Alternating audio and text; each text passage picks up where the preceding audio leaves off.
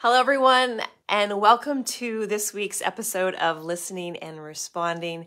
And I'm just so thankful today. And I think part of it has come from I went home for lunch, and as I looked at the side of my house that faces south, as I come into my side door, there's these little green stems popping up out of the ground. My spring hyacinth are making their way up. And so I'm so excited and looking forward to seeing them bloom in the beautiful purples and blues that they do. So spring is on its way and we can feel it in the air.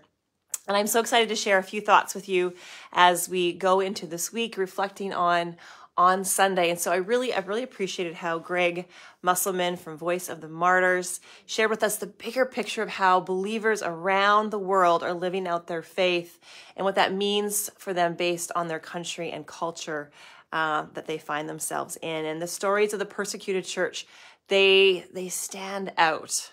They grab your attention.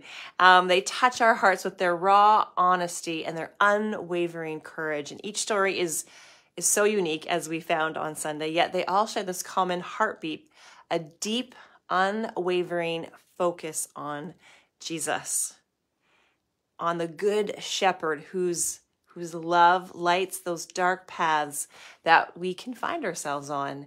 And we especially heard about that on Sunday for many believers around the world.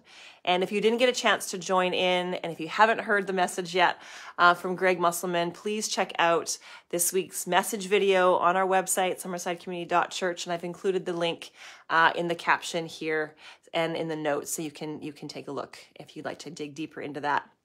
So I appreciated how Greg challenged us, and I found it challenging for my own theology of what is my theology of persecution. In some countries, he shared with us, after taking a new believer through discipleship training, the believer in Jesus is being sent out into dangerous areas where they know they could lose their life for following Jesus, for even saying his name and for even believing in him. They could end up in jail or lose their lives. And that does not make any sense if you do not have a kingdom perspective and an eternal view that this is not all that there is. And our perspective is powerful. We talked about that last week. It's not just about the right now and what's hard, what we see before us.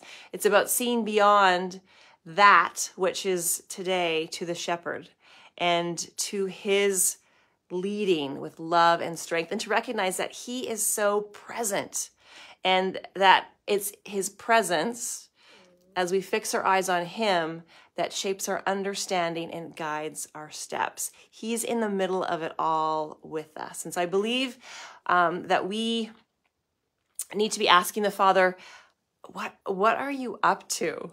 What are you up to? And one statement that Greg made that I know is going to stick with me going forward is how the nations, so many nations are here in Canada.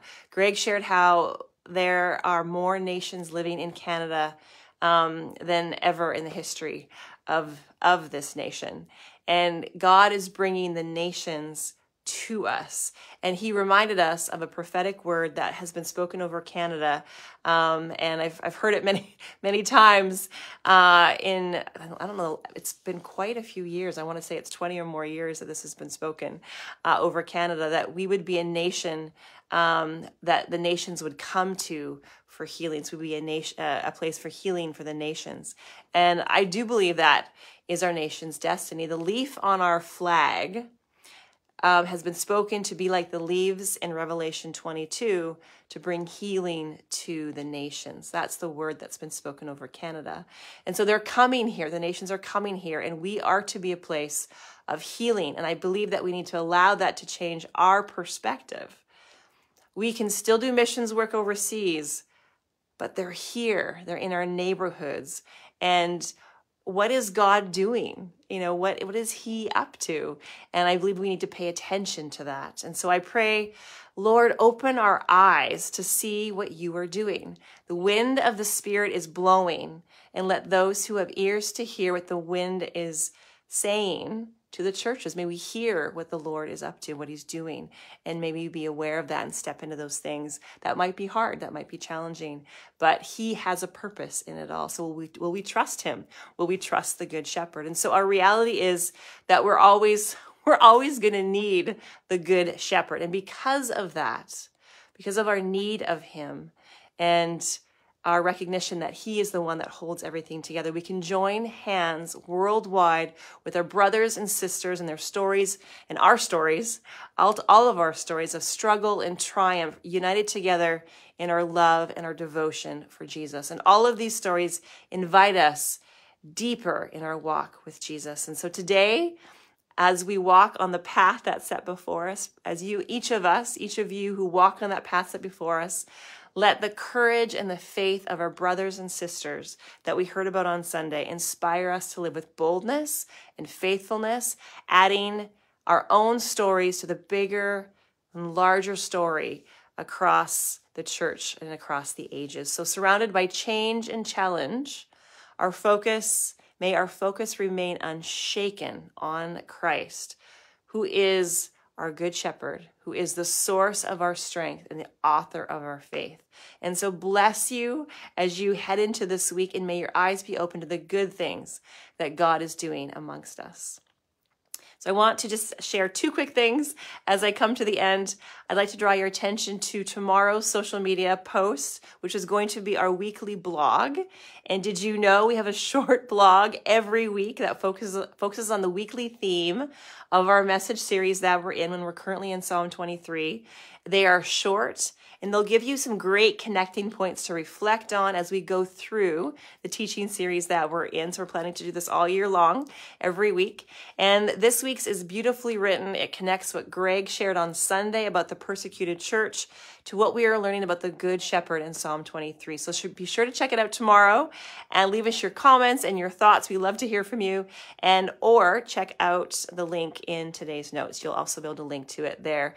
It's on our website as well. You can link that direction. And also a big thank you to everyone who came out on Sunday night to support and to show your love to Colby as he was ordained. It was a very meaningful evening for everyone, and of course, especially for Colby. But above all, I believe that God was glorified in all that we did. We pointed to Jesus and who he is, and I just love what God is doing amongst us. And so I know that many of you wanted to be with us Sunday night, but you could not. And so we will be posting the video of Colby's ordination in Thursday's email for you to watch. So be sure to check that out. So have a wonderful week, everyone, and we look forward to seeing you soon. Bye for now.